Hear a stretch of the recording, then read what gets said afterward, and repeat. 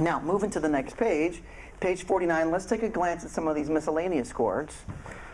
I usually am a fan of saying, no, don't offer excuses for what you have. But as soon as you guys record your own album, you don't need to hand it to somebody and say, here, listen to this. Well, I didn't really have the money that I wanted to, and I need to redo the vocals and all of the...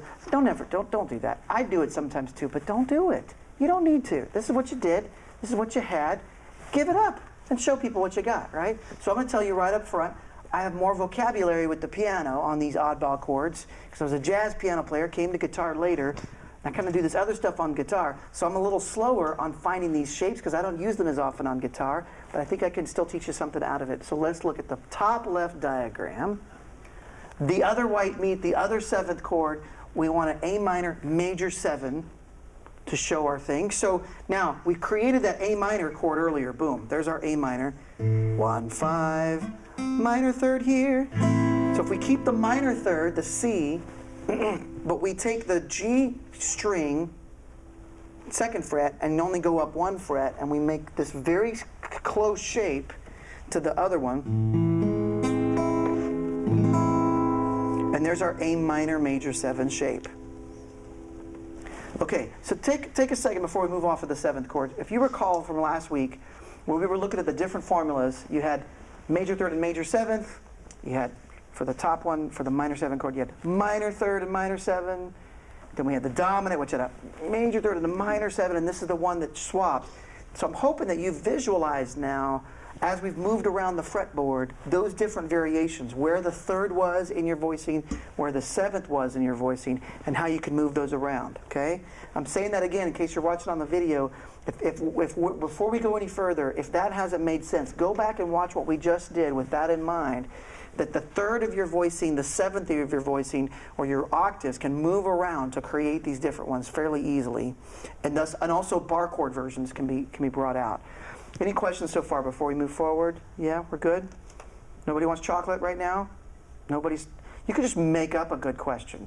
Like, what's the meaning of life or something? Okay, no problem. Okay, C6 chord, moving forward, C6 chord. We have a major triad with a major 6th on top. Right? So you'll notice on this diagram on the left side of it, it says 5th fret and 8th fret. So the bar is happening on the 5th fret. 1, 2, 3, 4, 5, 2nd dot. So I've got a bar happening here. That gives me this note right here. Wait, G. Here's the C's happening on the G string. G's happening on the D string. The E, or the 3rd of our chord, is happening on the B string at the 5th fret.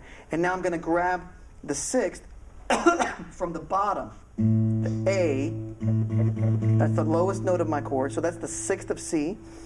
And I grab a C up here. Now, that's called a C6, but we've also got an A on the bottom. Okay? So allow me to show you over here for a moment. I wanted to unpack this very moment. A C6 would have what notes? What notes would be in a C6? C, E, G, and A. Now, there's several different things we could look at with this, but what I want to take you down the path is if we started doing this chord based on the bottom note being A, we could do A, C, E, and G, which equals an A minor 7 chord. A C6 is composed of the exact same notes as the A minor 7 chord. It's just the difference of which one's on the bottom. Right? And that's why as soon as I play the C6 voicing that I've got on the diagram, I've got an A on the bottom. I could rewrite it, and it could be C6 over A. But isn't that the same thing as an A minor 7? It is, isn't it? Listen to it. Here's the A minor 7 I showed you on the page before. Listen to this. Here's the C6 voicing that I've got on the page we're looking at, left side, with an A in the bass, and it's this. Different voicing. I love playing around with A minor variations because that root on the guitar allows me to keep it. There's a bunch of ways.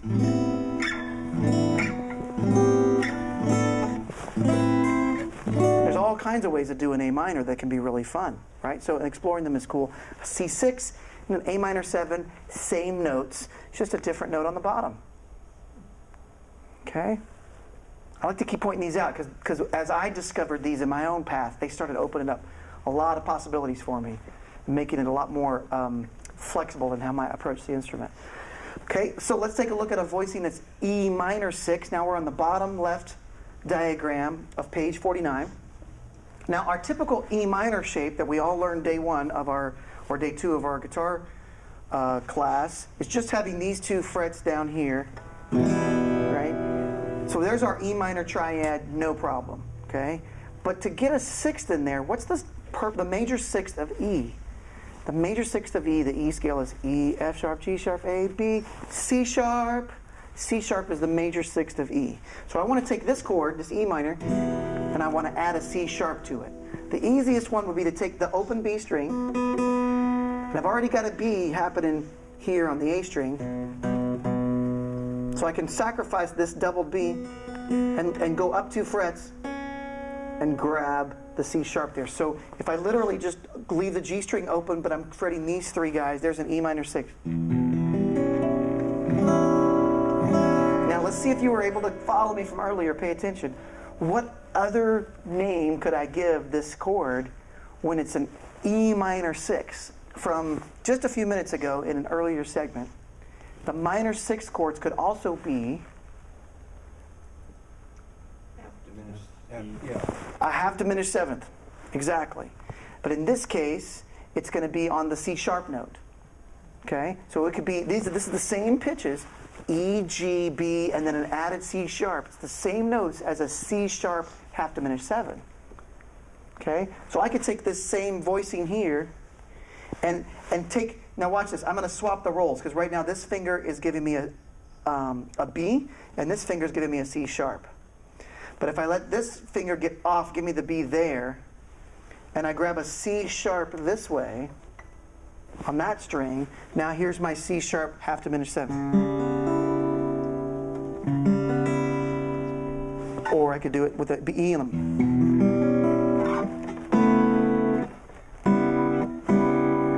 I use that chord all the time, and if you recall, I'm just going to hit the same thing I said earlier, but now it might make sense in this context.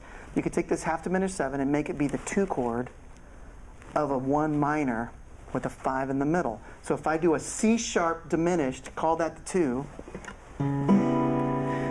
jump to an F sharp dominant 7, call that the 5,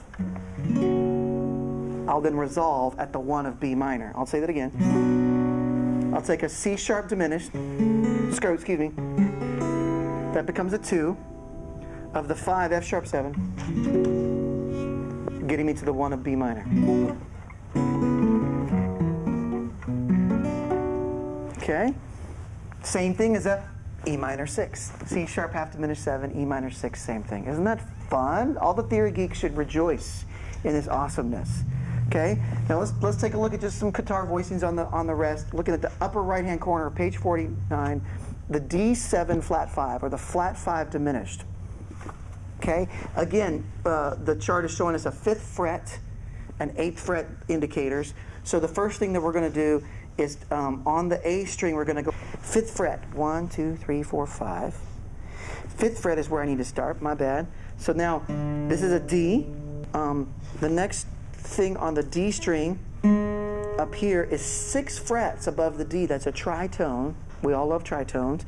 A tritone above D would be an A flat. And then we get a C natural here at the 5th fret of the G string. And then we get an F sharp.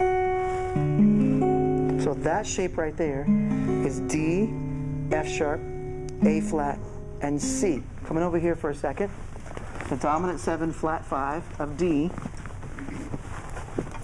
Thank you for bearing with me. D major scale.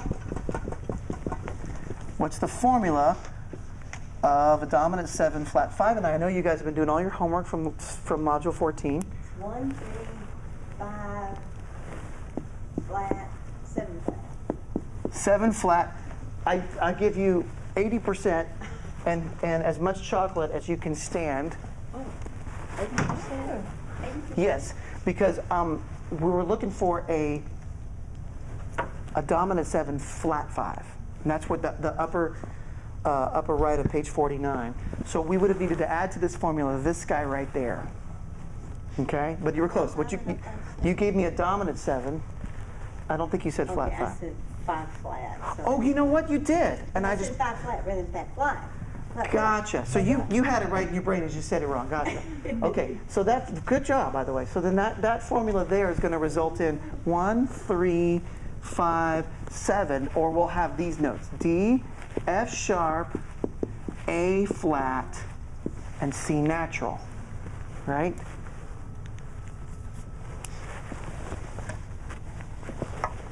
Now, if that's the notes that we're going for, keep that in mind, and we rebuild that thing on the fretboard one more time. Looking at the diagram, top right, page 49.